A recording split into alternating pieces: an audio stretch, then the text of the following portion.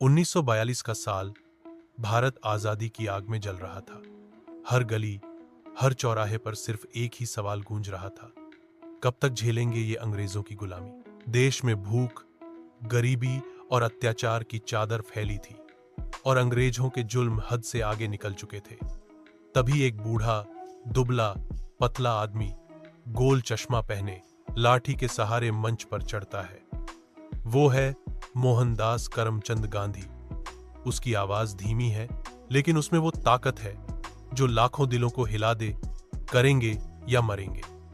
यही था भारत छोड़ो आंदोलन का जन्म। उस वक्त का माहौल सोचो, चारों तरफ भीड़ का सैलाब, किसी के हाथ में झंडा, किसी के हाथ में तख्ती और सबकी आंखों में बस एक ही सपना, आजादी। गांधी जी के साथ मंच पर नेहरू, पटेल, मौलाना आजाद और कई क्रांतिकारी नेता मौजूद थे।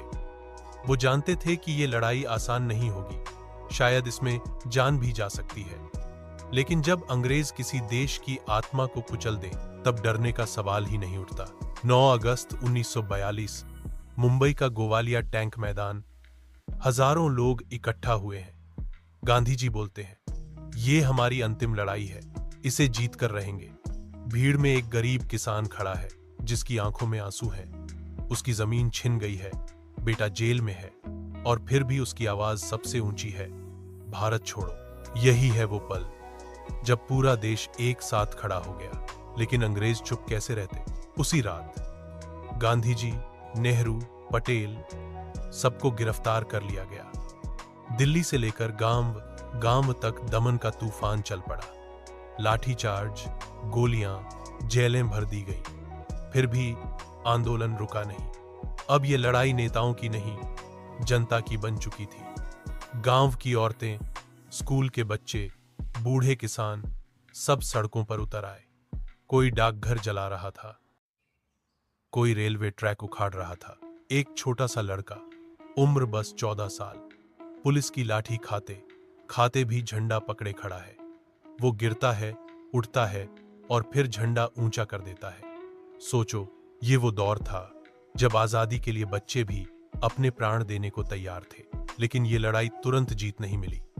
अंग्रेजों ने आंदोलन को बेरहमी से दबाने की कोशिश की। हजारों लोग मारे गए, लाखों जेलों में ठूंस दिए गए। फिर भी इस आंदोलन ने अंग्रेजी हुकूमत की जड़ें हिला दी। उन्होंने पहली बार महसूस किया कि अब भारत को गुलाम बनाए रखना नामुमकिन है। 3 साल बाद 1945 में अंग्रेजों ने साफ समझ लिया कि भारत छोड़ना ही पड़ेगा। 15 अगस्त 1947 को जब तिरंगा लहराया, तब उस भीड़ में कई ऐसे चेहरे थे जो 1942 में गोवालिया टैंक मैदान में खड़े थे। कुछ बूढ़े हो चुके थे, कुछ अपने साथियों को खो चुके थे, लेकिन उनकी आंखों में वही चमक थी, आजादी की चमक। आज जब हम भारत छोड़ो आंदोलन को याद करते हैं, तो ये सिर्फ इतिहास की एक तारीख नहीं, बल्कि एक सबक है कि जब पूरा देश एकजुट हो जाए तो कोई ताकत हमें गुलाम नहीं रख सकती। और ये भी कि आजादी हमें यूं ही नहीं मिली, ये मिली है लाखों बलिदानों के बाद।